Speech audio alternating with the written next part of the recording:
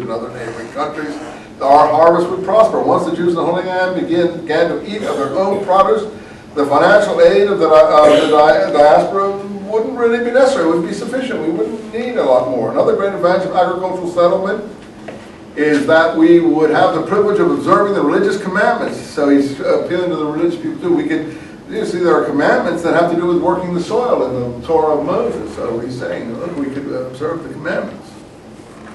But beyond all this, Jewish farming would be a spur to open messianic redemption. That's why I read this guy first. And no one's ever heard of this guy, except in this book. This would bring the Messiah, you people who are into messianism. Let no stubborn opponent of these thoughts maintain that those who labor day and night be taken away from the study of the Torah, okay. If there will be bread in the land, people will then be able to study with more attention. In addition, we are sure that there are many in the Holy Land who are not students of the Torah and who long to work the land. These will support the physically infirm scholars to whom no man would dare say work the land, but to whom all would say that they should devote themselves entirely to serving the Lord. So fine, okay. Let the able-bodied people go and work the land, and let the people who want to study the Torah and the Talmud, let them keep on studying. One will help support the other. Such a policy would also raise our dignity among the nations. They would say the children of Israel too have the will to redeem the land of their ancestors, which is barren and forsaken. He knows that Palestine is barren and forsaken. I don't listen to the Palestinian arguments. You say, well, how did so many Palestinians get there? Because there was a regular British administration in 1918, and there was no control kept on the immigration of Palestinians. They came in from the inland borders, not from the sea. This vast Palestinian immigration into Palestine. And there was a flourishing because of the economic situation, because of the Zionist influx of funds and finance into the country that attracted people from all over the neighboring Arab world. So the Jewish immigration produced a huge Arab immigration into Palestine, not an emigration.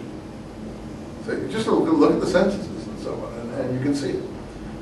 Anyway, I'm not trying to get into politics on these issues, but it's really important, not to be, anyone who studies it, would understand what went on here. But the average person just listens to slogans, and more slogans, and more slogans, and we get deeper into hatred, misunderstanding, and war. Why do the people of Italy and other countries sacrifice their lives? This is the Risorgimento, the time of the Garibaldi and these people, for the land of their fathers. Why can't we take inspiration from Italy? While we, like men bereft of strength and courage, do nothing? What, are we a bunch of cowardly, uncourageous, without any strength or dignity? Are we inferior to peoples who have no regard for life and fortunes compared with love of their land and nation? So look, we just had in 1848, the Hungarians. Let us take examples of the Italians, the Poles, the Hungarians who laid down their lives in struggle for national independence. You see, nationalism was sweeping Europe in the mid-19th century. We should not be ashamed of ourselves. All the other peoples have striven only for the sake of their own national honor. How much more should we exert ourselves for our duty to labor, not only for the glory of our ancestors, but for the glory of God who chose us?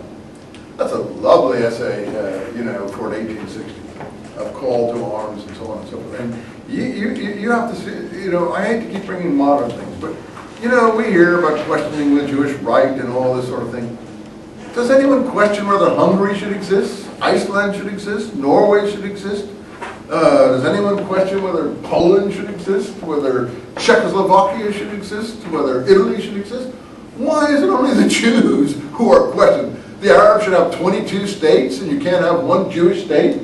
I mean, this is just insanity to my mind. Total and complete insanity. And yet I hear people all the time talking like this, and there's nothing I personally can say, except that the people at large who are intelligent and studied should